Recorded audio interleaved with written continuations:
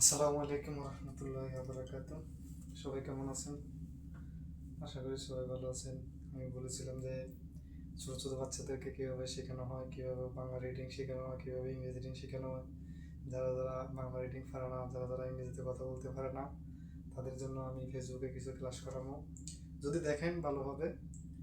তো এই সবাই পাশে থাকবেন ইনশাল্লাহ। তো আমি শুরু করবো বাংলা বর্ণমালা দিয়ে প্রথমে।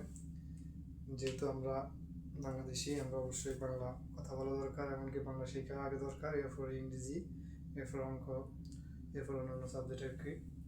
তো এই যারা গার্জিয়ানরা আছেন তারা অবশ্যই এগুলো ফলো করবেন।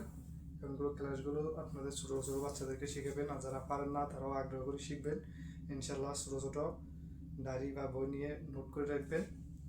প্রথমত আমরা বলবো বাংলা বর্ণমালা। বাংলা বর্ণমালা কয়টি, এটা আগে আমাদের জানা দরকার। বাংলা বর্ণমালা কয়টি? তো বাংলা বর্ণমালা কয়টি এটা আমরা জানি। কেউ বলে 39টি, কেউ বলে 11টি। মূলত হচ্ছে বাংলা বর্ণমালা হচ্ছে 50টি। বাংলা বর্ণমালা হচ্ছে 50টি। এগুলোকে দুই ভাগে ভাগ করছে। কয় ভাগে ভাগ করছে? দুই ভাগে ভাগ করছে। এক হচ্ছে স্বরবর্ণ, দুই হচ্ছে ব্যঞ্জনবর্ণ। এখন এইগুলোকে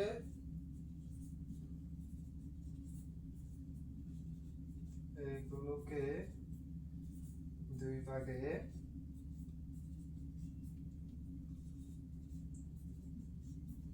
ভাগ করছে বা ভাগ করেছে। এক হচ্ছে স্বরবর্ণ, এক হচ্ছে স্বরবর্ণ।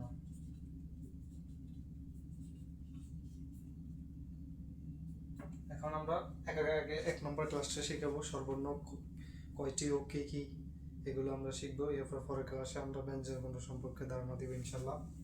তাহলে স্বরবর্ণ হচ্ছে 11টি। স্বরবর্ণ কয়টি? 11টি। তাহলে স্বরবর্ণ 11টি আমরা আগে শিখব। স্বরীয়, সরিয়া, রস্বই, দীর্ঘই, রস্বও, দীর্ঘও, রি, এ, উই, ও, ও। এই 11টি হচ্ছে স্বরবর্ণ। তাহলে এই 11টি স্বরবর্ণকে আবার 10 ভাগে বিভক্ত করছে, যেটার জন্য আমাদের বাংলা রিডিং অনেক প্রয়োজন। এটা না জানলে বাংলা রিডিং জীবনে শেখা অসম্ভব। তাহলে আমরা শিখব, এটাকে কেউ বলে কার চিহ্ন, কেউ বলে স্বর চিহ্ন। তাহলে 2 নম্বর হচ্ছে কার চিহ্ন। কার চিহ্ন, কার চিহ্ন হচ্ছে 10টি। কার চিহ্ন কয়টি? 10টি। এই কার চিহ্ন 10টি। সরিয়া সমান আকার, সরিয়া সমান আকার, রস্যই সমান রস্যিকা, দীর্ঘই সমান দীর্ঘিকা, রস্যও সমান রস্যকার, দীর্ঘও সমান দীর্ঘকার, রি সমান রিকার, এ সমান একার, ওই সমান উইকার, ও সমান ওকার, ও সমান ওকার। তাহলে এগুলো বাংলা রিডিং করার জন্য এগুলো অবশ্যই আপনাদেরকে শিখতে হবে এবং কি বাচ্চাদেরকে শেখাতে হবে।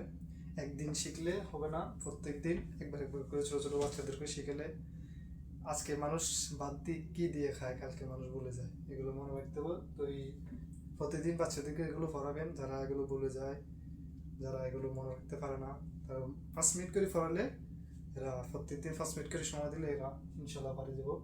আমরা আগামীকালকে ইনশাল্লাহ ভিডিও নিয়ে আসবো ব্যঞ্জনবর্ণ এবং ব্যঞ্জনবর্ণগুলো প্রকারভেদ, ইনশাল্লাহ সবাই ভালো থাকবেন, সুস্থ থাকবেন। আল্লাহ হাফিজ।